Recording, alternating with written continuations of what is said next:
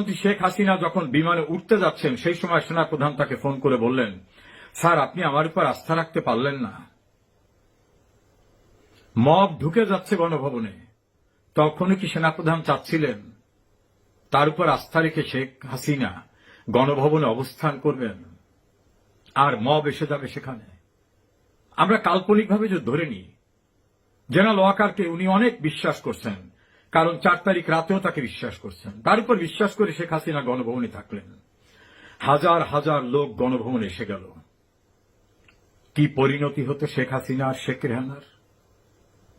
যদি ওই কথা সত্য হয় যে স্যার আপনি আমার উপর আস্থা রাখতে পারলেন না, তাহলে কি আস্থা রাখতে বলেছিলেন জেনারেল ওয়াকার শেখ হাসিনাকে? ভবিষ্যতের কথা ভবিতব্যের কাছে ছেড়ে দিয়েছিলেন। আপনি নিষিদ্ধ ঘোষিত রাজনৈতিক দল যারা একটা ইউনিয়ন পরিষদের চেয়ারম্যান হওয়ার ক্ষমতা রাখে না, সেসব দলের নেতাদের ডাকলেন। শেখ হাসিনার প্রতিদ্বন্দ্বী সবাইকে ডাকলেন। খালেদা জিয়ার উপদেষ্টাকে দায়িত্ব দিলেন রাজনীতিবিদদের সঙ্গে যোগাযোগ করতে। আর আপনার যিনি কমান্ডার, প্রধানমন্ত্রী যিনি প্রতিরক্ষা মন্ত্রণালয়ের মন্ত্রী, তার কমান্ড না শুনে সকালবেলায় ঢাকার সমরাস্তা খুলে দিলেন উচ্ছৃঙ্খল জনতাকে আসতে দিতে। আর শেখ হাসিনাকে বললেন, আপনি আমার উপর আস্থা রাখতে পারলেন না, মানে কেন আপনি চলে যাচ্ছেন? বিষয়টা এরকম। খুবই যুক্তিগ্রাহ্য প্রশ্ন না? শেখ হাসিনার জন্য বিকল্প কি পরিকল্পনা রেখেছিলেন? জেনারেল ওয়াকার, আপনি যখন রাজনৈতিক এবং অন্যান্যদের ডেকে এনে বিকল্প ব্যবস্থা, বিকল্প সরকার গঠনের প্রক্রিয়ায় ছিলেন, আপনার কি মাথায় ছিল না বিদ্যমান সরকার প্রধান শেখ হাসিনার পরিণতি কি হচ্ছে? তার জন্য কি বিকল্প ব্যবস্থা? তার নিরাপত্তার জন্য কি ব্যবস্থা? নাকি তাকে গ্রেপ্তার করা, ক্যান্টনমেন্টে নেওয়া যেমন জেনারেল এরশাদকে নেওয়া হয়েছিল, নাকি মবের কাছে তাকে ছেড়ে দেওয়া? আজ হোক কাল হোক এই প্রশ্নগুলো কিন্তু আসবে। আরো প্রশ্ন এসেছে।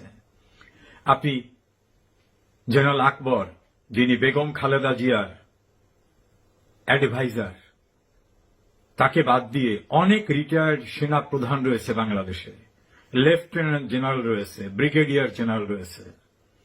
আস্থা রাখলেন খালেদা জিয়ার প্রতিরক্ষা উপদেষ্টার উপরে, এবং বাংলাদেশের ইতিহাসে রেকর্ড ব্রেক করে আপনি কনভিক্টেড একজন রাজনৈতিক দলের প্রধানের সঙ্গে দেখা করতে গেলেন সস্ত্রীক।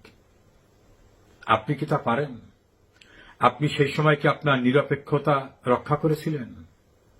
আপনি কি এভাবে অন্যদের দেখতে গিয়েছিলেন? জামাতের আমির অসুস্থ হলে আপনি উদ্বেগ উৎকণ্ঠায় থাকেন।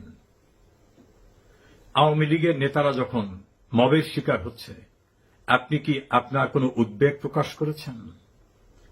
দেশের খ্যাতিমান শিক্ষাবিদ যখন গ্রেপ্তার হয়ে ভয়ঙ্কর অবস্থায় পড়ে, আপনি কি খোঁজ নিয়েছেন? কখনো তাদের চিকিৎসার খোঁজ নিয়েছেন?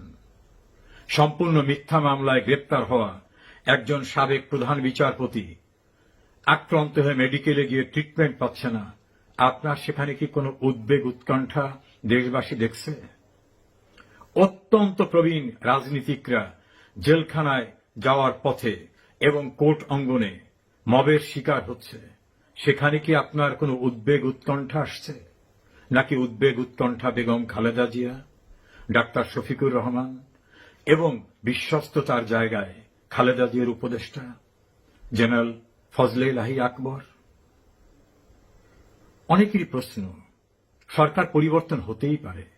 জেনারেল ওয়াকার পরিবর্তনই যখন করবেন সেই সিদ্ধান্তে গেলেন, তখন বিদ্যমান সরকার প্রধান শেখ হাসিনার জন্য আপনি কি সেফ এক্সিট রেখেছিলেন?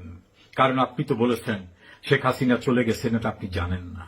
তাই যদি না জানেন, তাহলে ধরে নিন শেখ হাসিনা গণভবনেই ছিল, মব আসত, বিশেষ কোনো প্রতিরক্ষা ব্যূহ তৈরি করা হয়নি। তাহলে কি এমন একটি পরিস্থিতির জন্য আমরা প্রস্তুত হতাম? এই প্রশ্নের জবাব কি জেনারেল ওয়াকার খুবই প্রাসঙ্গিক না?